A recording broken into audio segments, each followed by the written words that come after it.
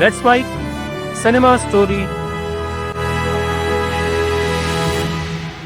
बॉलीवुड में हर हफ्ते कोई ना कोई अफेयर की खबर आती है, लेकिन आज हम उन अफेयर की बात नहीं करेंगे जो इंस्टाग्राम के ट्रेंड से शुरू होते हैं। आज हम उन 4 अफेयर के बारे में बात करेंगे जो बॉलीवुड को तो पता थे लेकिन बहुत कम लोगों तक पहुंचे, जिनमें प्यार था, जिनका अंत बहुत खराब था, जिनमें कुछ लोग मरे, कुछ टूटे और कुछ ने ऐसी गलतियां की जिन्हें आज भी याद करके रुकना पड़ता है।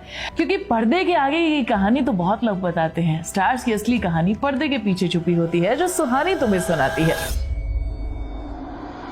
पहली कहानी शुरू होती है 1950 से, उस आदमी से जिसने दर्द को आर्ट में बदला, गुरुदत्त साहब। प्यासा, कागज के फूल, साहिब बीबी और गुलाम, बॉलीवुड के सबसे पोएटिक फिल्म मेकर, जिनकी फिल्म में हर फ्रेम में एक दर्द था, एक अधूरापन था, एक ऐसी बेचैनी थी जो देखने वालों के दिल में उतर जाती थी। लेकिन क्या वो दर्द रियल था?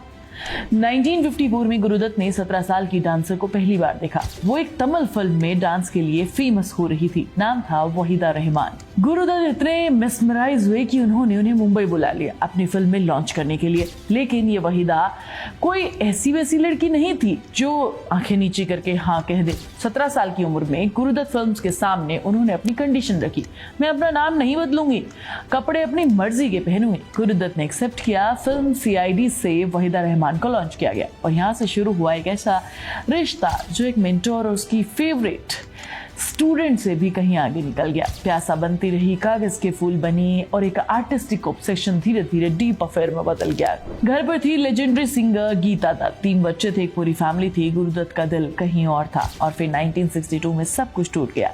साहिब बीबी और गुलाम की शूटिंग चल रही थी, फाइनेंशियल प्रॉब्लम्स थी, अल्कोहलिज्म, एंजाइटी अटैक, डिप्रेशन और सबके बीच गुरुदत्त को शक हुआ कि गीता का भी किसी और के साथ अफेयर चल रहा है। और शक ने, इनसिक्योरिटी ने गुरुदत्त को एक क्रूशियल डिसीजन लेने पर मजबूर कर दिया। उन्होंने वहीदा को एक रात में ऐसे छोड़ दिया जैसे कभी जानते ही नहीं थे। वहीदा का स्टूडियो का एक्सेस छीन लिया बिना किसी एक्सप्लेनेशन के, बिना किसी वार्निंग के।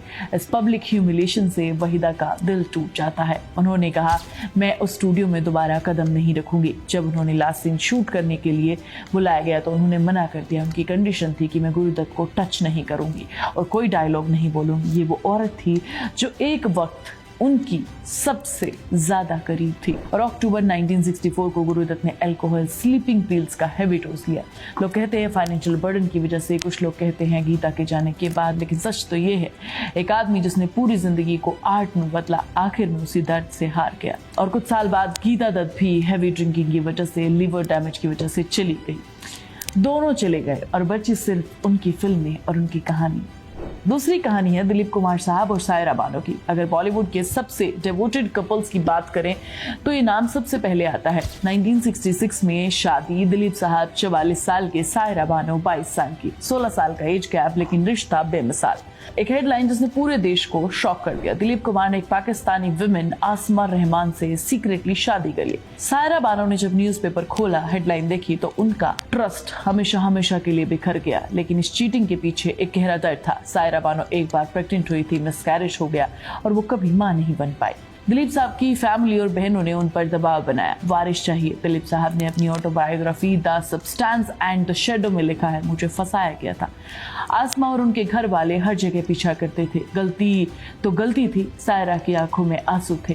दिलीप साहब को रियलाइज करवाया गया, उन्होंने माफी मांगी। 2 साल 1983 में आसमा को डाइवोर्स दिया और लीगली एक कमिटमेंट भी साइन किया कि जिंदगी में दोबारा शादी करने के बारे में नहीं सोचेंगे। रिश्ता बच गया लेकिन ट्रस्ट जो एक बार टूटे वो पूरी तरह से कभी नहीं जुड़ता, है ना। तीसरी कहानी है स्मिता पाटिल की, फेमिनिस्ट मूवमेंट का चेहरा। स्क्रीन पर वो औरतों के लिए हक के लिए लड़ती थी। उनकी फिल्म भूमिका, मिर्च मसाला, हर एक फिल्म में एक मैसेज था। लेकिन पैराडॉक्स देखो, 1982 में फिल्म भीगी पलकों के सेट पर उन्हें प्यार हुआ एक्टर राज बब्बर से। राज बब्बर ऑलरेडी मैरिड थे थिएटर एक्ट्रेस नादिरा बब्बर से, बच्चे भी थे। और स्मिता पाटिल जो स्क्रीन पर फेमिनिज्म का झंडा फहरा रही थी, उन्होंने एक मैरिड मैन से दिसंबर 10, 1981 को शादी कर ली। राज बब्बर ने अपनी फर्स्ट वाइफ को लीगली डाइवोर्स नहीं दिया, जिस पर मीडिया और फेमिनिस्ट ऑर्गेनाइजेशन के लिए स्मिता ने काम किया था, उन्होंने ही उन्हें आइसोलेट कर दिया। उन्हें घर तोड़ने वाली का टैग दिया गया।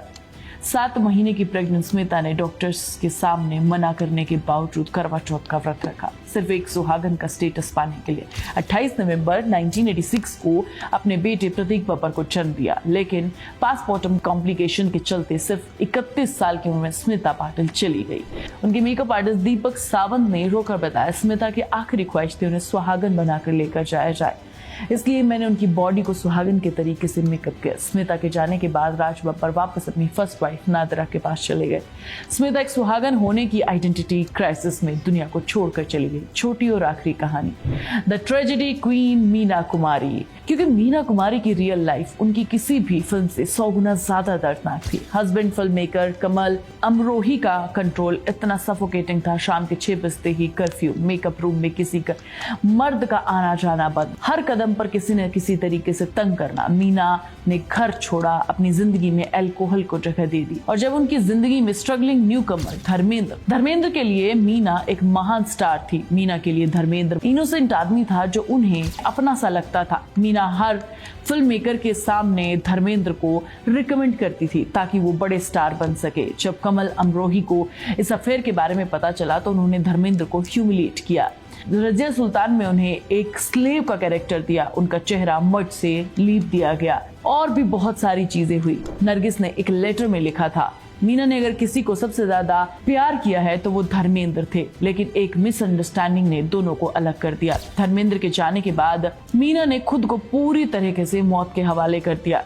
लीवर खराब होता चला गया और 31 मार्च 1972 को सिर्फ 38 साल की उम्र में मीना कुमारी चली गई। और उनके जाने पर उनकी करीबी दोस्त नरगिस ने एक ओपन लेटर लिखा जो आज भी गूज़बम्स देता है। मौत मुबारक हो मीना, आज तुम्हारी बाजी, तुम्हें तुम्हारी मौत पर बधाई हो। और कहती हैं, इस दुनिया में दोबारा कदम मत रखना, ये जगह तुम्हारे जैसे लोगों के लिए नहीं है। ये 4 कहानियां जो आज तुमने सुनी, ये कमाल की बॉलीवुड की प्रेम कहानियां हैं। श्रीदेवी और मिथुन की कहानी में तुम्हें ऑलरेडी सुना चुकी हूँ, तो तुम मुझे कमेंट करके बताओ कि क्या तुम्हें इन कहानियों के बारे में पता था। मैं तुम्हें नेक्स्ट वीडियो में मिलूंगी, तब तक तुम चैनल को सब्सक्राइब कर लो, वीडियो को लाइक और शेयर कर लो, प्लीज बेल आइकन दबाना मत भूलना। आप सुन रहे थे let's mic more than radio. Follow कीजिए हमें हमारे सोशल मीडिया प्लेटफॉर्म्स पर। Marketing strategies, corporate stories, brand building ideas, marketing case studies और इनोवेशन एक अलग पर्सपेक्टिव से जो आपने कभी नहीं सुना होगा। Let's mic more than radio लेकर आ रहे हैं एक ऐसा ही unique show for all marketing aspirants, professionals, startups and entrepreneurs every Saturday at 11 a.m. The Marketing Show with Dr. Shekhar Trivedi, streaming exclusively on Let's Mic app and YouTube channel. इसे radio पे सुनने के लिए download करें Let's Mic app और visit www.letsmic.com। Let's Mic अब खबरें radio app पे।